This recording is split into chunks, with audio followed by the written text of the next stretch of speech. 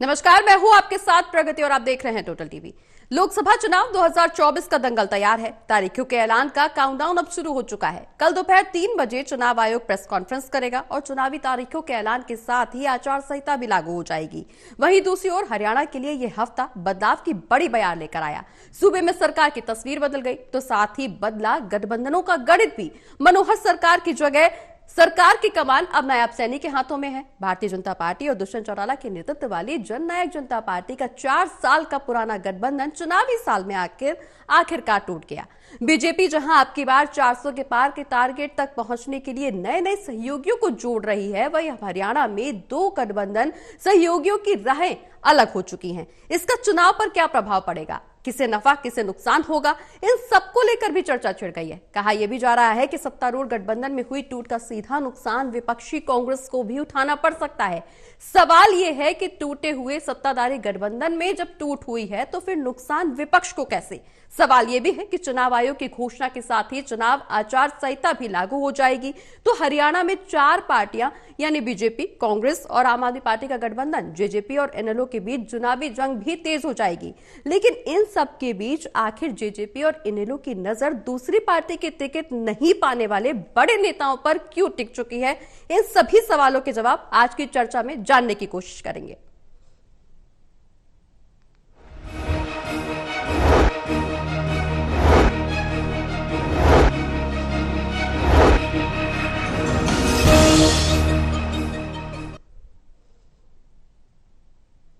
आज की चर्चा करने के लिए हमारे साथ जुड़े हुए हैं हमारे एसोसिएट एडिटर देवेंद्र कथुरिया जी, हमारे associate editor doctor Mahesh Kumar ji और वरिष्ठ पत्रकार वीरेंद्र सोनी जी।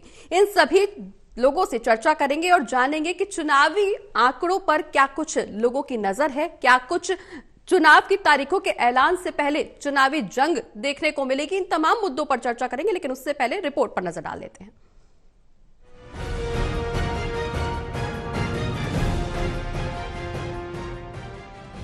अब बस तारीख का है इंतजार, दंगल है तैयार।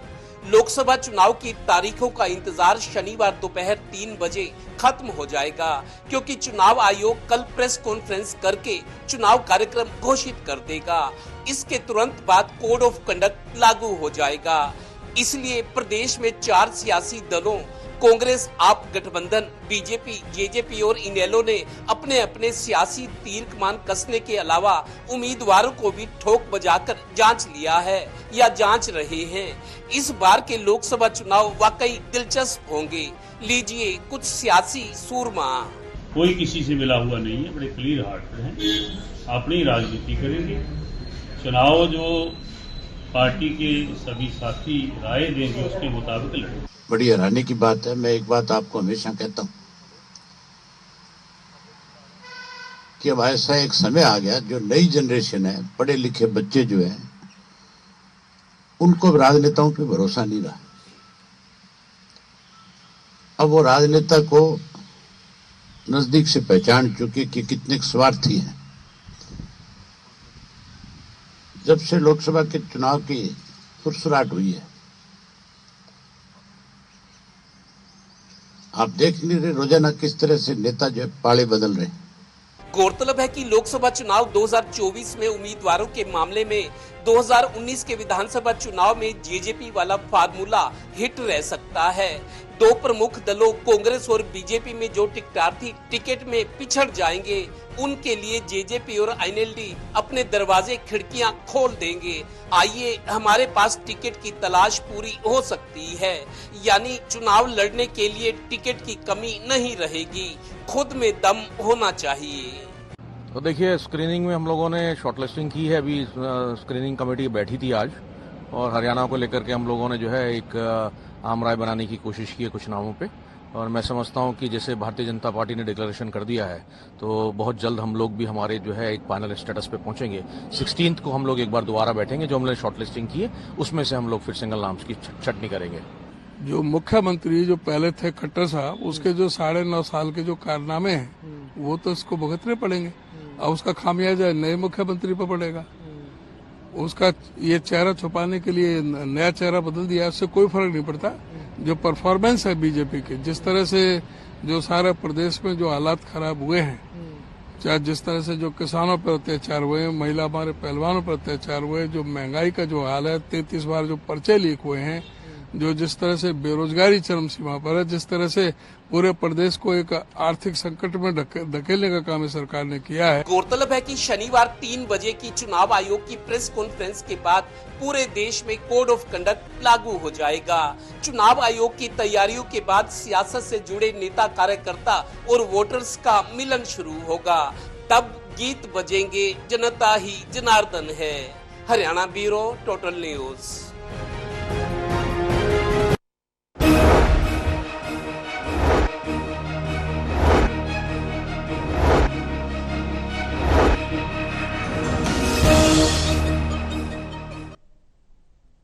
चलिए देवेंद्र जी, चर्चा की शुरुआत आपसे करेंगे। कल चुनावी तारीखों से पर्दा तो उठ जाएगा, लेकिन गठबंधन में हुई टूट के बाद से जेजेपी और इनेलो काफी सक्रिय नजर आ रही है। दूसरी पार्टी में टिकट नहीं पाने वाले बड़े नेताओं पर इनकी नजरें टिकी हुई हैं।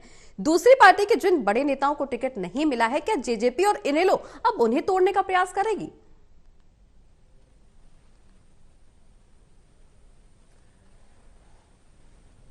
देखिए प्रगति, इनेलो और जेजेपी की बात करें तो ये वो पार्टियां हैं जो आज की स्थिति में उलटफेर कर सकती हैं।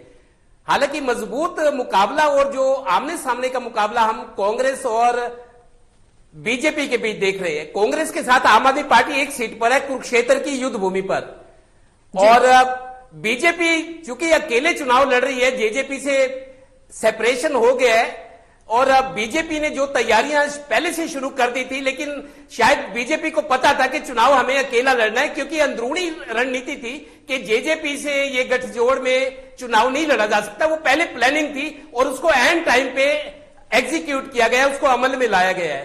तो मुकाबला मेरे को लगता है बीजेपी कांग्रेस में सीधा सीधा रहेगा। एक सीट है कुरुक्षेत्र की, जहां आम आदमी पार्टी कांग्रेस के साथ खड़ी होगी।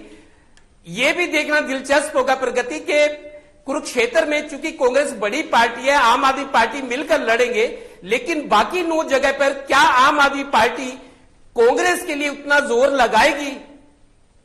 क्योंकि मेरे को लगता है लोकसभा में जो समझौता हुआ है वो ये है कि एक सीट आम आदमी पार्टी लड़ेगी, क्योंकि बड़ी पार्टी कांग्रेस है, पुरानी पार्टी है, मुख्य विपक्षी दल है। बाकी 9 सीटों पर क्या आम आदमी पार्टी उतना जोर लगाएगी? एक बात तो ये जी, जेजेपी और इनेलो की जहां तक बात है, इनेलो को खड़ा होने का एक मौका चाहिए, सहारा चाहिए। जेजेपी को अभी ताजे जख्म लगे हैं, लेकिन किसी तरीके से संभलने की कोशिश करेगी।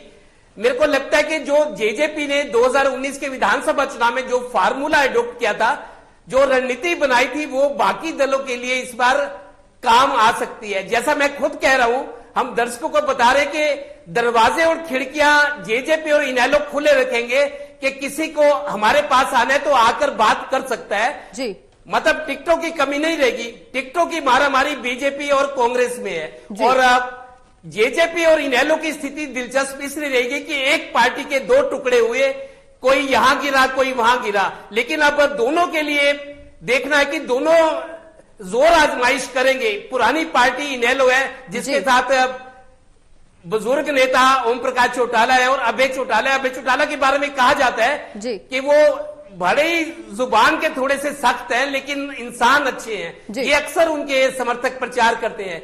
जेजेपी को जो ताजे जख्म लगे, जेजेपी कैसे संभलती है? एक तरफ बड़ा भाई अजय चौटाला होगा, सामने अभय चौटाला होगा। बिल्कुल देवेंद्र जी, कैसे उभर पाती है सामने भतीजा होगा दुष्यंत चौटाला। लड़ाई बहुत दिलचस्प है, और जिस तारीख का इंतजार था वो तारीख शनिवार कल आ गई है।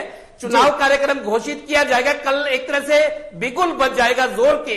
अब मैदान कैसे सजता है उसका इंतजार करना पड़ेगा। बिल्कुल, मैदान कैसे सजता है और कैसे जेजेपी अपने नए जो ताजे जख्म मिले उससे कैसे उभर पाती, ये देखने वाली बात होगी। लेकिन महेश जी, लोकसभा चुनाव की तारीखों के ऐलान का काउंटडाउन शुरू हो गया है। कहा यह जा रहा है कि सत्तारूढ़ गठबंधन में हुई टूट का सीधा नुकसान विपक्षी दल कांग्रेस को उठाना पड़ सकता है। लेकिन अब सवाल यह है कि सत्ताधारी गठबंधन में जब टूट हुई है तो नुकसान विपक्ष को कैसे उठाना पड़ेगा?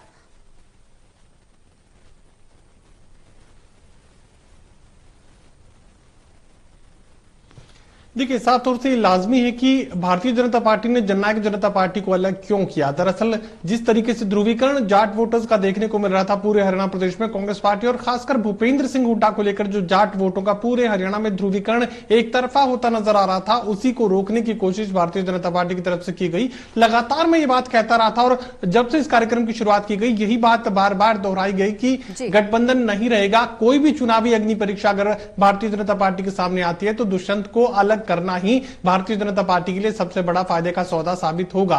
दरअसल जाट डीएनए का वोटर ही दुष्यंत चौटाला का वोटर है, वही जो डीएनए है वो इंडियन नेशनल लोकदल का वोटर है।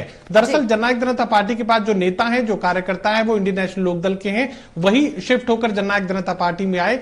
डीएनए जाट वोटर्स का था, यहां पर जाट वोटर्स को अलग से चुनावी मैदान में उतारने की जो तैयारी है वो भारतीय जनता पार्टी की तरफ से की गई। और दुष्यंत चौटाला का जहां तक जिक्र है तो मुझे लगता है कि जननायक जनता पार्टी के उम्मीदवार के रूप में, लोकसभा उम्मीदवार के रूप में दुष्यंत चौटाला हिसार लोकसभा सीट से खुद चुनावी मैदान में तो जरूर उतरेंगे। उसके बाद दूसरी सीट का जिक्र करें तो भिवानी सीट पर अपना ज्यादा जो असर है वो मानती है जननायक जनता पार्टी, तो मुझे लगता है कि वहां पर भी उम्मीदवार उतारा जा सकता है। तीसरी जो लोकसभा सीट है वो कुरुक्षेत्र लोकसभा सीट है और कुरुक्षेत्र लोकसभा सीट को लेकर जननायक जनता पार्टी को यह लगता है कि वहां उनकी मौजूदगी का होना, उनके उम्मीदवार का होना जरूरी है। तो ये मानकर चलिए कि हिसार लोकसभा पर दुष्यंत चौटाला तो खुद जरूर लड़ेंगे। उसके बाद जो दूसरी सीट का मैंने जिक्र किया भिवानी और कुरुक्षेत्र, वहां पर भी जननायक जनता पार्टी का उम्मीदवार उतारा ही जाएगा। अब बाकी 7 लोकसभा सीटों पर जननायक जनता पार्टी अपना उम्मीदवार उतारेगी या नहीं उतारेगी, ये तो जननायक जनता पार्टी को अभी फैसला करना है। दरअसल दुष्यंत चौटाला ने अलग अलग लोकसभा क्षेत्रों के कार्यकर्ताओं को लोकसभा वार यानी सिलसिलेवार बुलाने का काम किया और उन्हीं लोकसभा क्षेत्र के नेताओं कार्यकर्ताओं से पूछने का काम किया कि अगर आपके पास कोई जीताऊ उम्मीदवार है, कोई उम्मीदवार लोकसभा का अगर है तो उन्हें उनके पास लेकर आए, फिर यह सहमति तय की जाएगी कि उस लोकसभा में जननायक जनता पार्टी अपना उम्मीदवार उतारेगी या नहीं उतारेगी। लेकिन हिसार से वो खुद चुनावी मैदान में उतरने जा रहे हैं, ये नेताओं कार्यकर्ताओं के सामने स्पष्ट किया जा सका है। यानी भारतीय जनता पार्टी सुनिश्चित कर रही है कि जाट वोटों का ध्रुवीकरण एक तरफा ना हो, उसे बांट दिया जाए। और यहां पर यही फायदा भारतीय जनता पार्टी को नजर आ रहा है कि अगर जाट कैंडिडेट अगर कांग्रेस पार्टी की तरफ से दिया गया और जाट कैंडिडेट ही खुद दुष्यंत चौटाला हैं, तो फिर सीधा फायदा यहां पर गैर जाट उम्मीदवार के रूप में भारतीय जनता पार्टी को मिल सकता है। जो एंटी जाट वोट है यानी एंटी बीजेपी वोट है, भारतीय जनता पार्टी के जो खिलाफत का वोट है वो हिस्सों में बढ़ जाए, किसी भी तरीके से आमने सामने की स्थिति पैदा ना हो। आमने सामने की स्थिति अगर पैदा नहीं होती है, थोड़ा भी अगर उसमें जो वोटों का बिखराव है वो अगर देखने को मिलता है, तो फिर भारतीय जनता पार्टी के लिए आगे की जो चुनावी डगर है, सत्ता की जो डगर है, वो आसान हो जाती है। बिल्कुल, लेकिन जिस तरह के चुनावी समीकरण बनाने की कोशिश बीजेपी की तरफ से की गई है वीरेंद्र जी, उसमें कितनी दम है? और इस बीच दबी जुबान में विपक्षी खेमे में चर्चा एक ये भी है कि गठबंधन तोड़ना कहीं दोनों दलों की सोची समझी रणनीति तो नहीं है। तो मौजूदा सियासी समीकरण में और इस शंका में कितनी दम हो सकती है? देखिए, जिस तरह का घटनाक्रम चल रहा है और भूपेंद्र सिंह हुड्डा ने भी ये कहा है कि जननायक जनता पार्टी और भारतीय जनता पार्टी में अघोषित समझौता है कि दोनों की म्यूचुअल अंडरस्टैंडिंग है। देखिए, हालांकि कल मनोहर लाल जी की और दुष्यंत चौटाला की मुलाकात भी हुई है, लेकिन उससे कोई राजनीतिक कोई अर्थ निकाले जाए मैं नहीं समझता। तो ये शिष्टाचार मुलाकात भी हो सकती है। और देखिए, दुष्यंत चौटाला ने अपनी हिसार रैली में भी कहा कि मैंने मनोहर लाल जी से बहुत कुछ सीखा है और ये वास्तविकता भी है। तो इसलिए, लेकिन जब ये राजनीतिक क्षेत्र में आमने सामने चुनाव लड़ेंगे तो ये जो शंका जो भूपेंद्र सिंह हुड्डा ने की है उसमें दम है, उसमें लोगों को भी ऐसी शंका में वजन नजर आता है, क्योंकि भारतीय जनता पार्टी के साथ जो है जाट समुदाय की सहानुभूति नहीं है।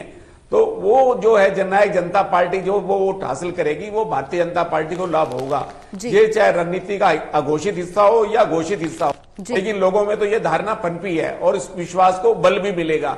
लेकिन भारतीय जनता पार्टी अपने मूलबुद्धि पर चुनाव लड़ने जा रही है, तो ये भी एक भारतीय जनता पार्टी ने इस पर सभी विकल्पों पर विचार किया होगा और ये भी रहा होगा कि गठबंधन में रहना दोनों के लिए उपयुक्त रहेगा, या जिस तरह सौहार्दपूर्ण ढंग से दोनों दल अलग हुए हैं, दोनों की सहमति से हुआ है, तो इसके पीछे भी देखो सुविचारित रणनीति तो लगती ही लगती है। चाहे कोई भी इसमें इसको निराधार बताए, खंडन करे इसका, लेकिन रणनीति तो लगती है और राजनीतिक आकलन भी यही बताता है। और ये बात देखिए, अगर ये बात भी उभर कर आई है कि भारतीय जनता पार्टी जो है जननायक जनता पार्टी को रोहतक की सीट ऑफर कर रही थी, तो इसका क्या आशय है? जी। रोहतक की सीट देने का क्या आशय है? क्या जननायक जनता पार्टी की वहां तैयारी थी? क्या भारतीय जनता पार्टी वहां कमजोर थी? तो इस तरह से ये एक भी बात से स्पष्ट होता है कि भारतीय जनता पार्टी की यहां पर कोई ना कोई कमजोरी नजर आई है और इसलिए भारतीय जनता पार्टी ने रोहतक की सीट अभी तक घोषित नहीं की। हालांकि अरविंद शर्मा को सीट तो देनी पड़ेगी। अगर अरविंद शर्मा को ये सीट नहीं देंगे, रोहतक में नहीं देंगे या सोनीपत में नहीं देंगे, तो इसका असर करनाल में दिखाई देगा। तो ये मानकर चलना चाहिए कि अरविंद शर्मा की सीट तो पार्टी को देनी पड़ेगी, ये उसकी मजबूरी है। और रमेश कोशी को जहां तक सीट देने की बात है, पार्टी इस पर भी विचार कर रही है। तो हिसार के लिए कैप्टन अभिमन्यु का नाम लगभग तय माना जा रहा है। तो कुरुक्षेत्र भारतीय जनता पार्टी के लिए अवश्य चिंता का विषय है, क्योंकि पहले से ऐसी कोई कल्पना नहीं थी, कोई तैयारी नहीं थी, क्योंकि पैनल के अंदर जो है नैब सिंह सैनी का ही नाम गया था। तो इसलिए भारतीय जनता पार्टी में ये जो दाव खेला गया है मुख्यमंत्री को बदलने का, ये कितना उपयोगी रहेगा, कितना पार्टी के लिए लाभप्रद होगा, ये तो समय बताएगा। लेकिन पार्टी की सभी विकल्पों पर ऐसा विचार किया होगा। पार्टी ने अंधेरे में तीर नहीं चलाया है, पूरी सुनियोजित रणनीति का एक हिस्सा है। बिल्कुल। खैर वीरेंद्र जी, किस तरीके की रणनीति बीजेपी अपना रही है और उससे क्या कुछ फायदा देखने को मिलेगा, ये चुनावी नतीजे ही स्पष्ट कर पाएंगे। लेकिन देवेंद्र जी, जिस तरह से जैसे तारीखों के ऐलान का समय नजदीक आता जा रहा है, राजनीतिक दलों के बीच जुबानी जंग भी तेज होती जा रही है। हाल ही में बीजेपी से कांग्रेस में शामिल हुए वीरेंद्र जी ने कहा है कि जिस तरह से दुष्यंत चौटाला अलग हुए हैं बीजेपी से, जेजेपी और बीजेपी अलग हुए, हमने तो अपनी मर्जी से गठबंधन से अलग हुए, हमने तो अपनी मर्जी से दलों को चेंज किया है, लेकिन उनकी मजबूरी थी। क्या ये सत्ताधारी गठबंधन टूटने की बौखलाहट है या बदलते समीकरणों के वजह से उपजी चिंता का नतीजा है? देखिए, प्रगति जब चुनाव होते हैं, खासकर ये लोकसभा चुनाव जिसकी बहुत दिनों से गहमा गहमी थी और बड़ा चुनाव है, क्योंकि बीजेपी का भविष्य है, नरेंद्र मोदी जी की हैट्रिक की बात है, आगे चलकर हरियाणा विधानसभा के चुनाव हैं, तो बड़े चुनाव हैं। क्योंकि ये चुनाव 5 साल बाद आए हैं। चौधरी वीरेंद्र सिंह जैसे बड़े नेता हैं। दरअसल सभी लोग अपनी कमीज को उजला दिखाना चाहते हैं। जैसे हम क्रिकेट में देखते हैं, माइंड गेम चलती है। ऑस्ट्रेलिया की टीम है, इंग्लैंड की है, जो आधुनिक क्रिकेट खेलते हैं, आधुनिक तौर तरीके अपनाते हैं। तो राजनीति भी वक्त के हिसाब से बदली है। तो एक माइंड गेम है, दूसरों को उकसाने के लिए, दूसरों को आईना दिखाने के लिए। तो इस चौधरी वीरेंद्र सिंह के बयान को हम कह सकते हैं कि कूटनीतिक बयान है। चौधरी वीरेंद्र सिंह क्यों, अभी तो आप देखिए 3-4 दिन हुए गठबंधन टूटे बीजेपी जेजेपी के। दुष्यंत चौटाला ने क्या जवाब दिया, रोहतक वाली सीट का जिक्र किया। और अनिल विज जो सीनियर मिनिस्टर है, उन्होंने कहा जी बीती बात पुरानी, हम नए दौर में लिखेंगे नई कहानी। वो अपने सुरों में जवाब दे रहे थे। तो चाहे कोई नेता हो, कोई भी पीछे नहीं रहना चाहता और अपनी धमक दिखाना चाहते सब। दरअसल जमीन किसकी मजबूत है, तैयारी कितनी पुख्ता है, ये धीरे धीरे समय, जैसे कल इलेक्शन प्रोग्राम कल डिक्लेयर हो जाएगा, कितने दिन का समय मिलता है हम आपको दिखाएंगे। जिन्होंने चुनाव लड़ना है ये ज्योतिषियों के पीछे जाएंगे, रात दिन मीटिंगें करेंगे, समर्थकों के बयान आएंगे, जिंदाबाद जिंदाबाद होगा। तो बहुत सारी चीजें, कल चुनाव परिणाम, कल चुनाव इलेक्शन का प्रोग्राम जो है, कल प्रोग्राम के साथ ही सारी व्यू रचना की जाएगी। अभी हालांकि टिकटों का आना बाकी है। इनेलो और जेजेपी की 20 टिकटें हैं, 10 और 10-20 दोनों को अलग लड़ना है। लेकिन बीजेपी की 4 सीटें बकाया और कांग्रेस की पहले सूची जो सूचना है, 18 तारीख को कांग्रेस सीईसी की मीटिंग हो रही है। 6 से 7 उम्मीदवार वो भी घोषित करेंगे। अब जल्द से जल्द उम्मीदवार बाहर लाने की, मैदान में अखाड़े में उतारने की कोशिश होगी जल्द और रणनीति बनेगी, स्टार प्रचारकों की सूची होगी। मतलब चुनाव का जो उन्माद है और उसमें तेजी आएगी और गर्मी देखेंगे। जहां तक बयानबाजी की बात है, बयान तो अब और बढ़ेंगे, रोजाना कोई कुछ कहेगा। बिल्कुल देवेंद्र जी, बयानबाजी जरूर तेज होगी, लेकिन जिस तरह से बीजेपी के समीकरण बदल रहे हैं, इसमें कितना और बदलाव आता है ये भी देखने वाली बात होगी। लेकिन महेश जी, अगर बात बीजेपी की हो रही है तो आखिरी वक्त पर सीएम फेस बदलने का बीजेपी का जो हमेशा का एक्सपेरिमेंट रहा है, वो ज्यादातर पार्टी को जीत की तरफ मोड़ता रहा है। चाहे गुजरात की बात हो, उत्तराखंड की बात हो या त्रिपुरा की बात हो। हालांकि कर्नाटक में ज्यादा फायदा नहीं मिला है, लेकिन क्या हरियाणा में बीजेपी को इस स्ट्रेटेजी का कोई फायदा मिलेगा?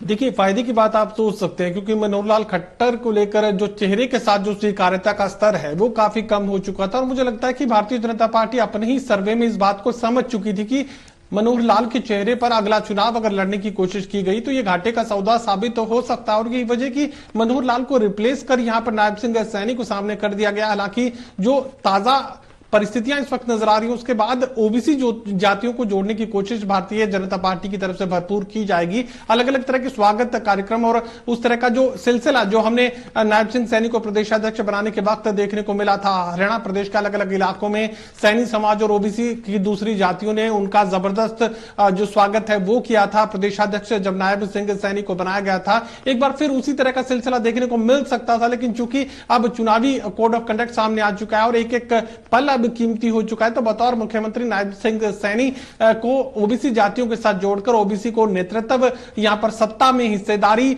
और शीर्ष हिस्सेदारी यहां पर भारतीय जनता पार्टी की तरफ से दी गई है, ये कहने की कोशिश की जाएगी। तो यकीनन मनोहर लाल को मुख्यमंत्री की कुर्सी से हटाकर भारतीय जनता पार्टी को फायदा तो जरूर होगा, कम या ज्यादा ये अलग बात है।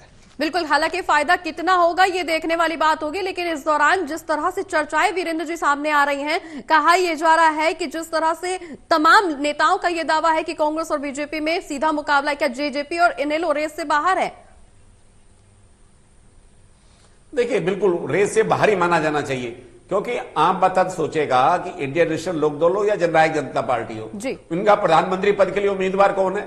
अगर इनके सांसद जीतते हैं तो प्रधानमंत्री पद के लिए किसको वोट करेंगे, इनकी क्या भूमिका होगी, तो लोगों को मालूम है। तो इसलिए लोग जो सीधा जो है वो चुनना चाहेंगे, जो सीधा जो प्रतिनिधि होगा उनको चुनना चाहेंगे, वो कांग्रेस को चुनेंगे या भारतीय जनता पार्टी को चुनेंगे। और इसलिए जननायक जनता पार्टी या इंडियन नेशनल लोकदल हाँ कुछ जहां कुछ वोटों को अवश्य प्रभावित तो कर पाएंगे, लेकिन जीतने की स्थिति में होंगे इसमें अभी तो कहना संदेह ही लगता है। लेकिन एक बात स्पष्ट है कि भारतीय जनता पार्टी ने जो ये मुख्यमंत्री पद का चेहरा बदला है, अगर इसको कुछ समय पहले बदलते तो और परिणाम होता। इस समय बदलना तो इस समय बदलने का भारतीय जनता पार्टी को नुकसान भी हो सकता है। कारण उसका है कि अगर लोकसभा के प्रत्याशी बदले जाते हैं तो इस समय नया जो मुख्यमंत्री आया वो कुछ करने की स्थिति में नहीं है। तो ये लोग समझते हैं कि लोकसभा चुनाव में तो पार्टी पहले ही जितने भी आंकलन आ रहे हैं उसके 8 सीटें जीतने जा रही थी, अब भारतीय जनता पार्टी कितना कुछ कर पाएगी ये तो समय बताएगा। ये जुआ खेला गया, इसका कितना लाभ मिलेगा ये लोकसभा के चुनाव परिणाम बताएंगे। बिल्कुल वीरेंद्र जी, जिस तरह से ये जुमला हालांकि पार्टी की तरफ से खेला गया है, जो सीएम फेस लास्ट मोमेंट पे चेंज किया गया है, उसका कितना फायदा बीजेपी को देखने को मिलेगा या नहीं मिलेगा, ये वोटर्स भी डिसाइड करेंगे। चुनावी नतीजे सामने आने के बाद ये स्पष्ट होगा कि बीजेपी की हमेशा की रणनीति क्या हरियाणा में कामयाब हो पाई है या नहीं हो पाई है। बहुत बहुत शुक्रिया आप सभी का चर्चा में शामिल होने के लिए। जिस तरह से जेजेपी और इनेलो में रेस में फिलहाल कोई दम नजर नहीं आ रही है, कहा यह जा रहा है कि सीधा मुकाबला कांग्रेस और बीजेपी के बीच में है। चुनावी नतीजे जब सामने आएंगे तो स्थिति स्पष्ट होगी और देखना यह होगा कि बीजेपी की यह रणनीति कितनी कामयाब हो पाती है।